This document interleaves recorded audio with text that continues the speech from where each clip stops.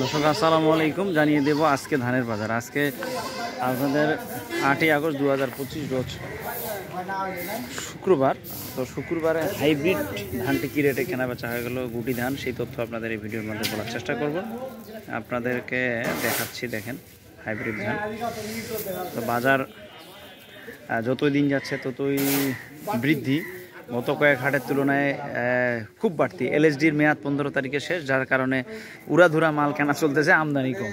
আজকের বাজারটা কী গেলো আমরা সরাসরি এখানকার যে আড়তদার রয়েছে ওনাদের সাথে কথা বলে নেব কী রেট চলতেছে।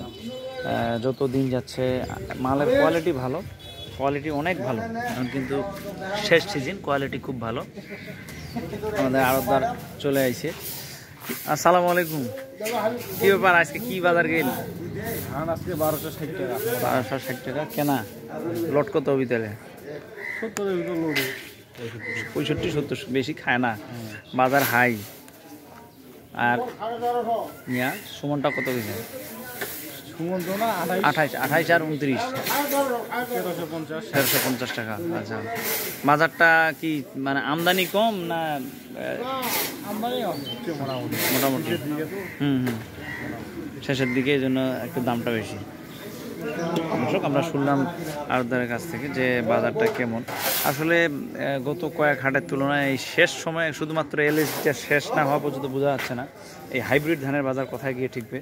এত দাম হওয়ার কথা ছিল না, খুব দাম বেশি।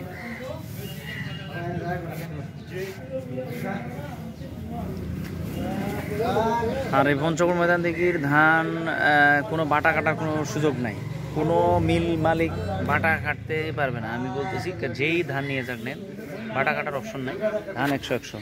তো আমরা চেষ্টা করলাম আপনাদেরকে এই হাট থেকে বাজারটি জানানো। ভালো থাকবেন, আসসালামু আলাইকুম।